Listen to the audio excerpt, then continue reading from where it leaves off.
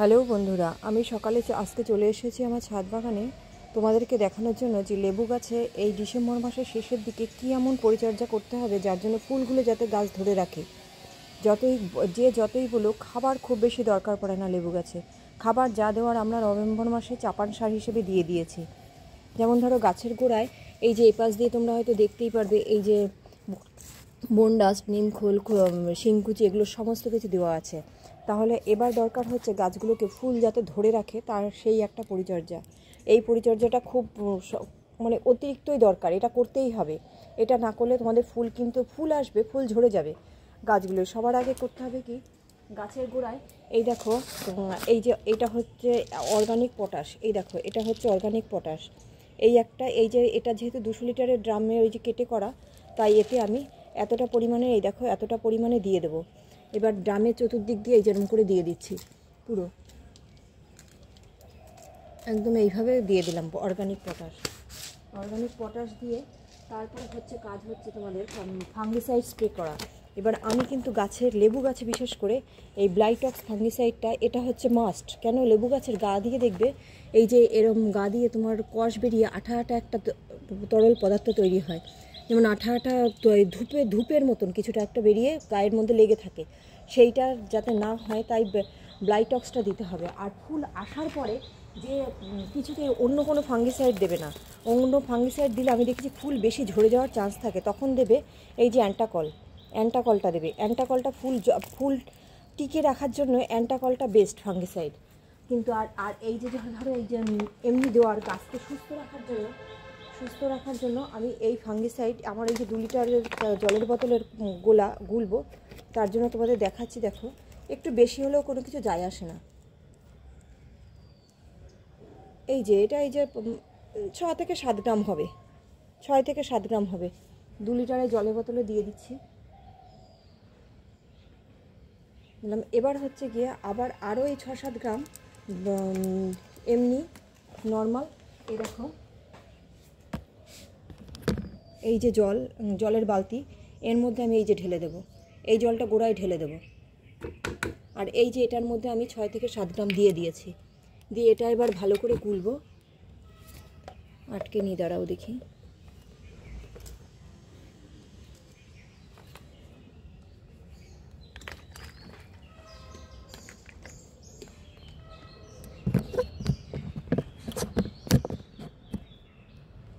দিয়ে গাছে ভালো করে স্প্রে করে দেবো। পুরো গাছটাকে ভালো করে ধুয়ে দেবো।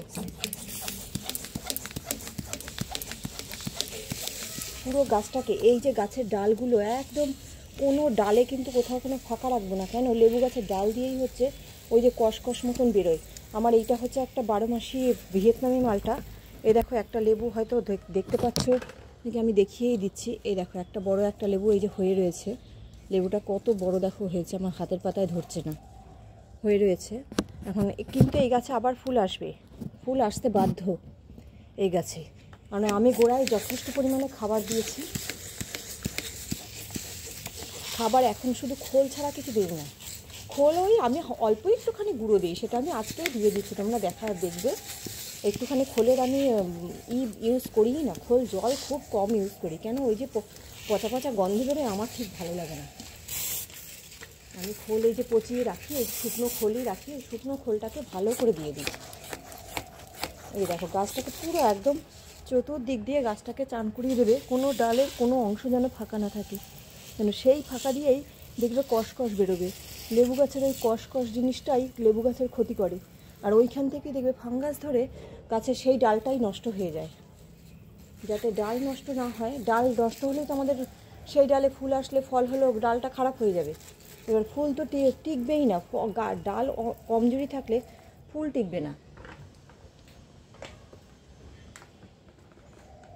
এবার দেখো ফুলের গুঁড়ো তোমাদের কতটা দেবো, তোমাদের দেখাচ্ছি আমি ফুলের গুঁড়ো কতটা দেবো।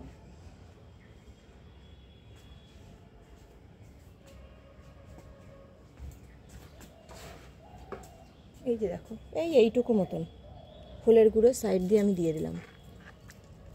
এতেই আরেকটু দিয়ে দিই। ড্রাম তো 200 লিটারের ড্রাম তো, এই দেখো এই উপর দিয়েই থাকবে, এর আর কিছু হবে না। ভিজে যা জল তলায় যাবে, ওতে এতটাই যথেষ্ট। এবার হচ্ছে এই যে ফাঙ্গিসাইড গোলা যে জলটা, তোমাদের ফাঙ্গিসাইড গোলা যে জলটা, এই জলটা গাছের গোড়ায় ঢেলে দেবো যাতে শিকড়গুলো ভালো থাকে।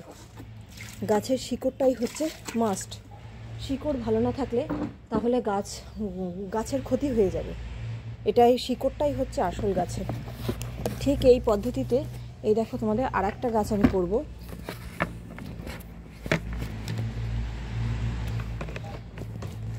এই একটা গাছ, এটাকেও আমাকে এইভাবেই করতে হবে।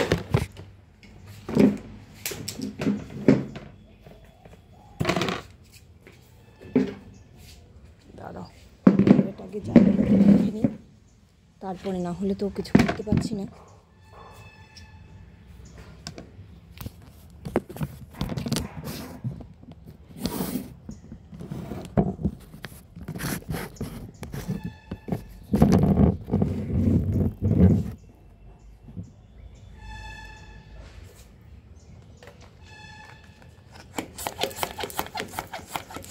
এটাকে খুব ভালোভাবে একেবারে স্প্রে করে দিতে হবে, একদম গাছ ধুয়ে দিতে হবে। কোনো অংশ কোথাও ডালে কিন্তু বাকি রাখবে না। গাছটাকে সুস্থ রাখাটা এখন মেন। গাছে ফুল আসবেই, ফুল আসলে ওই যে পটাশ দিচ্ছি, পটাশে ফুলের বোটা শক্ত করবে। ফুলের বোটা শক্ত করলে পটাশেই ফুল টিকে রাখতে সাহায্য করবে। আমি অন্য কোনো খাবার দেবো না, ফুল আসলে শুধু জল ছাড়া কিছু দেই না গাছে। ফাঙ্গিসাইড ওই অ্যান্টাকল দেখালাম, অ্যান্টাকল আর ফাঙ্গিসাইড, এছাড়া গাছের গোড়ায় আমি কিচ্ছু দিই না। কেন, গাছে আমরা ছাদ বাগানে সবসময় জৈবভাবে গাছ করতে পছন্দ করবো। ছাদ বাগানের ছাদটাকে খেয়াল রাখতে হয়। আমি তো ছাদের যে উপরে যাতে কোনো ক্ষতি না হয় ছাদে, সেই দিকটা খুব করে খেয়াল রাখি। খেয়াল রেখে কখনো কোনো কেমিক্যাল জাতীয় কোনো খাবার বলো, সার বলো, কিছুই দিই না। ওই কোনো কিছুই না। নিম অয়েল হ্যাঁ একটুখানি দিতে হয়, যেটা গাছে পোকামাকড় না লাগলে তার জন্য একটু হালকা ওষুধ দিতে হয়। এই দেখো দিয়েছি, পুরো ফাঙ্গিসাইড একদম স্নান করিয়ে দিলাম। এবার একটু অর্গানিক পটাশ দিয়ে দিই এতেও। এই যে দেখো, এই যে অর্গানিক পটাশ, এটাও এই যে ছিটিয়ে দিলাম। অর্গানিক পটাশটা দিতেই হবে, কেন ফুলগুলোকে ধরে রাখার জন্য অর্গানিক পটাশটা মাস্ট। অর্গানিক পটাশ ছাড়া কোনো কিছু হবে না কিন্তু। আর একটু ফলেরগুলো দিয়ে দেবে, দিয়ে গাছে জল ঢেলে দেবো, ওই ফাঙ্গিসাইড গোলা জলটাই ঢেলে দেবো। এই যে দেখো ফাঙ্গিসাইড গোলা জলটাই পুরো ঢেলে দিলাম। এটা একটা কমলালেবু গাছ, এই গাছটা তোমরা আগেও দেখেছো। ব্যাস আমার এই দুটো গাছে কমপ্লিট।